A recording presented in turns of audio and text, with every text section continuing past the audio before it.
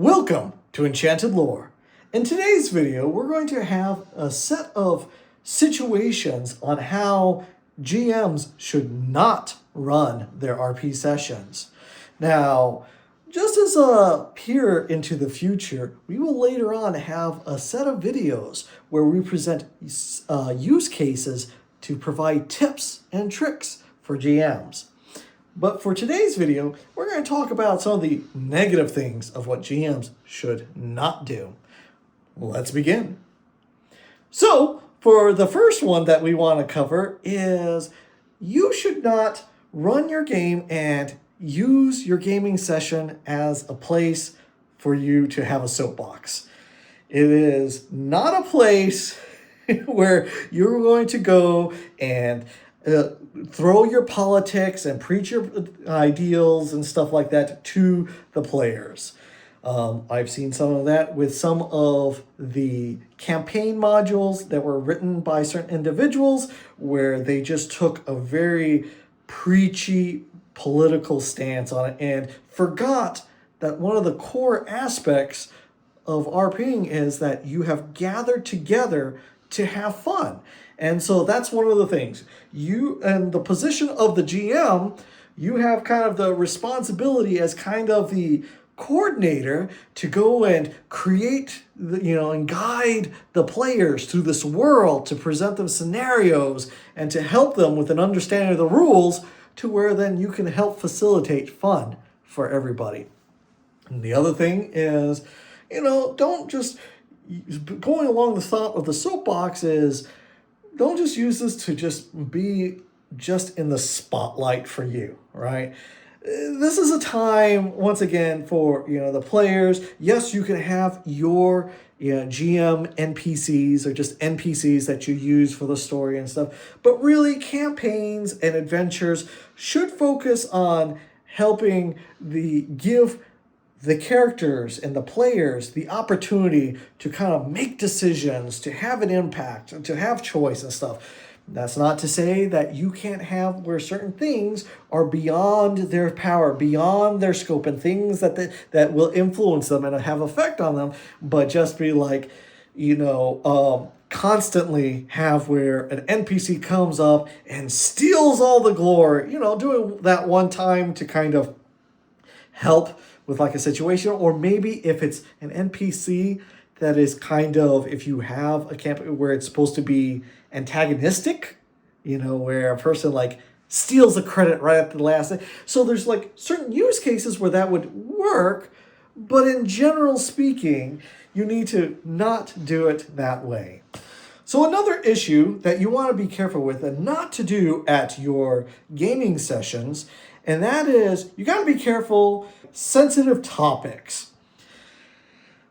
My approach to this is that when you have these RP sessions, you should describe and treat things in a PG-13 manner, right? There are certain things that are just off limits that you should not do, such as anything that typically involves children or certain war crimes of a certain nature, that you might know about, right? So it's just best to approach the subjects, and yes, that these things exist in the world. Yes, it's kind of understood, and there's other ways you could kind of describe and convey the information without getting too graphic or too, just disturbing in nature. Obviously, different players have different tolerance levels for these sort of things, which goes into the idea that maybe your group is more acceptable of more violence, right? Where then you describe after a critical hit where when they defeat a monster and they give a kind of gory graphic description. But that's kind of the thing that it has to be understood and accepted with the group. But most sensitive topics I would just veer away from and just keep it PG-13. I mean, a prime example, right, is look at like Lord of the Rings and similar sort of things. there was war. You know that there was atrocities and stuff like that done by, the goblins and the Urukai and stuff like that. But you don't need to see every graphic detail. So, and that is something that I would recommend that you avoid during your gaming sessions. The other problem that I would recommend avoiding that you should not do as a GM, and that is not being ready. It is kind of disrespectful to everybody's time if you're just not ready for your session. It is perfectly okay if, we've all been in that situation where you've had a rough week, maybe you put in 50, 60 hours of work, you haven't had the chance to go over your notes, you are dog tired, maybe you're sick and stuff like that. It is better and it's a more polite thing to do to just call it off, skip a session and stuff like that, communicate and say, hey, we can't make it, than just doing a poor job, right? And I understand, as a GM, you're not going to have everything memorized and stuff like that, which is perfectly fine. But it's probably a good idea to kind of review, spend, 15 minutes to kind of refresh your memory. Hey, what did we do last time? What are we kind of doing this time? And stuff like that. That way I know the overarching theme and way that I want to progress the story to help and guide the characters and stuff. Is there going to be combat? If there's going to be combat, I should probably look up ahead of time what kind of monsters or enemies we're going to face and what are kind of their stat blocks. Do they have any special abilities I want to use, or is this just a basic hack and slash sort of thing?